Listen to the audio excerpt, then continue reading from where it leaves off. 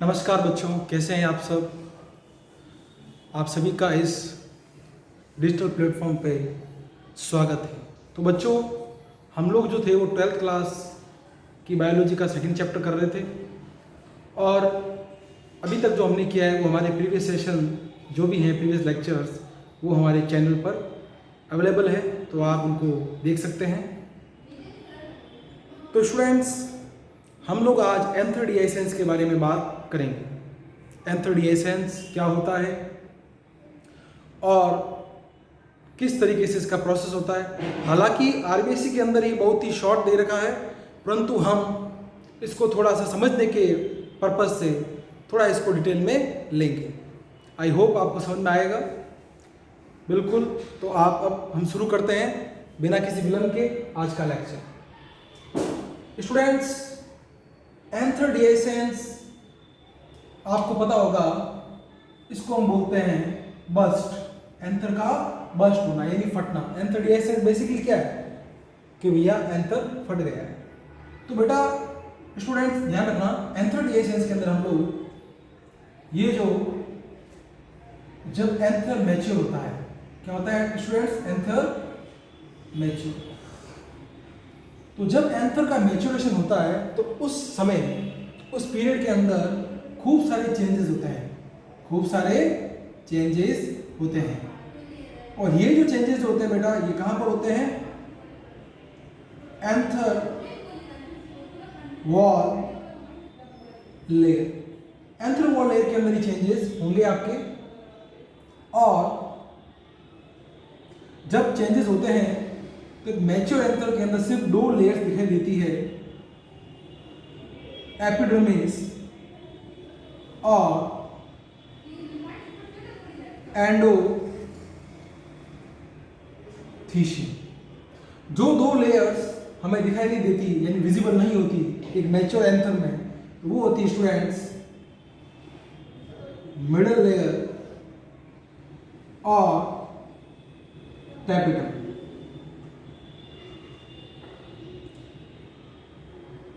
Students, ये दो layers एक मैच्योर एंथर में दिखाई नहीं देती। क्यों दिखाई नहीं देती? क्योंकि माइक्रोस्पोर अपना फूड लेता है, न्यूट्रिशन लेता है। तो उस न्यूट्रिशन जब लेता है तो ये मिडिल लेयर से न्यूट्रिशन टैपेटम लेता है और टैपेटम से डब्ल्यूपी माइक्रोस्पोर लेता है। इस वजह से दोनों लेयर दिखाई नहीं देती। चलिए स्टूडेंट्स ध्यान रखिएगा, टैपेटम के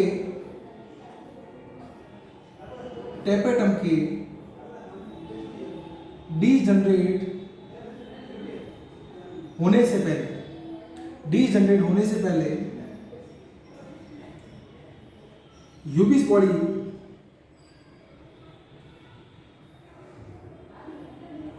बॉडी का फॉर्मेशन होगा।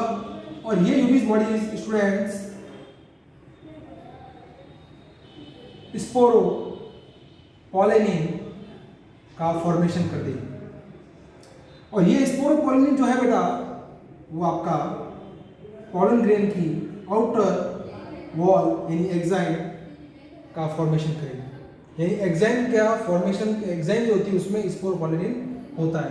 और मैंने आप लोगों को प्रीवियस सेशन में बताया भी था कि एक्साइन स्पोरोपोलेनिन की वजह से बच्चों पॉलन ग्रेन जो है वो एक लिविंग फॉसिल के रूप में लंबे टाइम तक प्रिजर्व रहता है।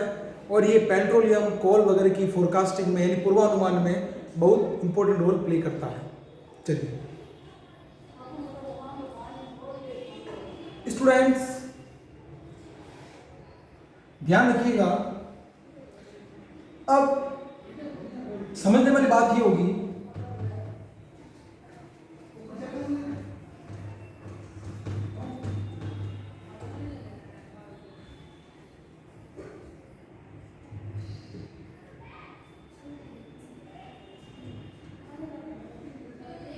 अब देखिए बच्चों ध्यान देना कि बेटा एंथर का डीएसेंस होता है, एंथर का जो डीआईसेंस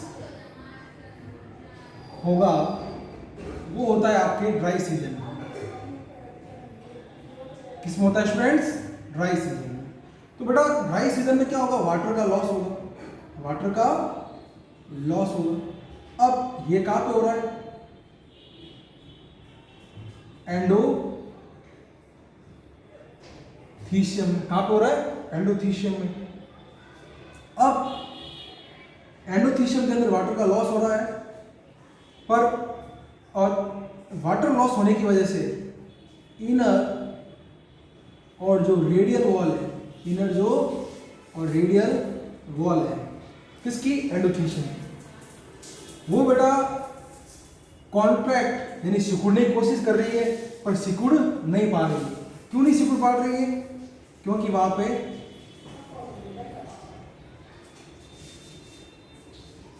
फाइब्रस थिकनिंग प्रेजेंट है। क्या प्रेजेंट है स्टूडेंट्स, फाइब्रस थिकनिंग। पर ध्यान रखना, आउटर जो वॉल है बेटा क्या है, एंडोथीशियम की आउटर लेयर बोल दो, आउटर लेयर या आउटर वॉल बोल दो, ठीक है बेटा। तो आउटर लेयर और जो आउटर वॉल है बेटा, इसके अंदर क्या होगा, ये कॉन्ट्रैक्ट होगी। क्या होगी students, contract.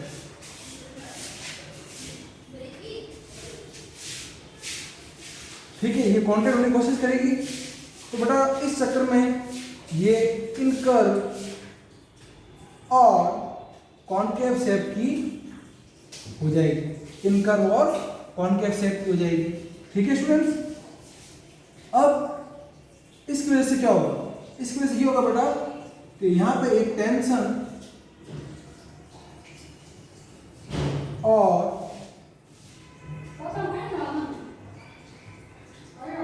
Pulling force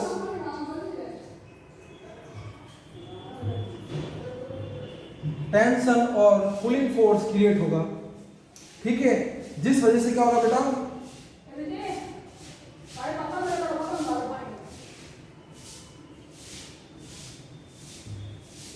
pulling force create होगा बेटा। ठीक है, अब जिसकी वजह से क्या होगा बेटा जी, कि जो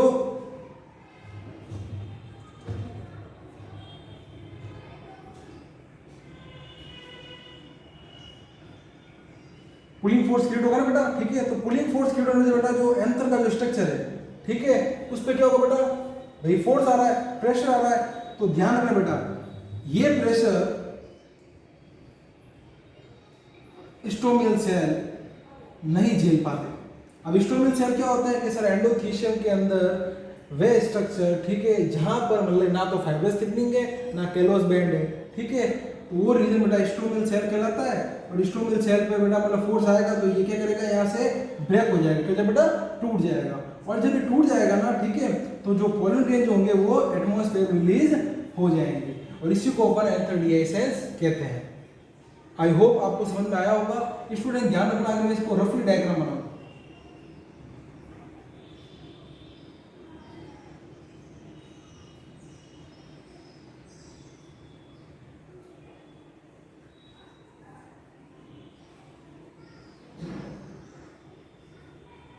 तो बेटा और ध्यान रखना, यहाँ बेटा जो स्ट्राइल टिश्यू होगा बेटा, क्या होगा, स्ट्राइल टिश्यू, वो भी डीजनरेट हो जाएगा।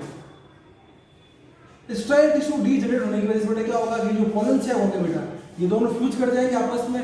और जब ये फ्यूज कर जाएंगे स्टूडेंट, तो ध्यान रखना, मैच्योर एंथर के अंदर हमको सिर्फ 2 पोलन सैक दिखाई देते हैं। क्लियर? ठीक है स्टूडेंट्स। अब एक चीज और कि ये जो चीजें हो रही है बेटा, ठीक है, यहाँ पे मतलब अगर आपने हमारे प्रीवियस सेशन में देख रहे हो बेटा आप, तो यहाँ पर हमने कुछ इस तरीके से ऐसी सेल्स बनाई थी। ये स्टोमियल सेल है और यहीं से माइक्रोस्कोप जो होता है पोलन के बाहर आ जाता है। ये बेटा आपको समझाने के लिए बस छोटा सा रफली डायग्राम बनाया था, या रफली स्केच बनाया था, डायग्राम तो कहाँ का ये, तो आपको आई होप आपको बात समझ में आ गई होगी। स्टूडेंट्स, एंथर डीआईएसएस पोलन टाइप्स का होता है। ट्रांसफर डीआईएसएस, जहाँ पे एंथर लोग क्या करोगे, डीआईएसएस तो होगा लेकिन इस तरीके से, ऐसे ये होगा ट्रांसफर। तुलसी ओसियम सेंटम। लॉन्गिट्यूडनल के अंदर बेटा क्या होगा, ये इस तरीके से यूं होगा। तो धतूरा वॉस्पियम। पोरस के अंदर बेटा पोर, जैसे ये अगर सपोज कोई एंथर होगा तो उसके पोर से छोटे से पोर से बेटा क्या करेगा, एंथर का डीआईएसएस हो जाएगा। Solanum nigrum. सेप्टा डीआईएसएस बेटा, सेप्टा यानी मतलब आपको ना पार्टीशन टाइप, तो वो बल्बेर इसके अंदर। चलो देख लीजिए आप।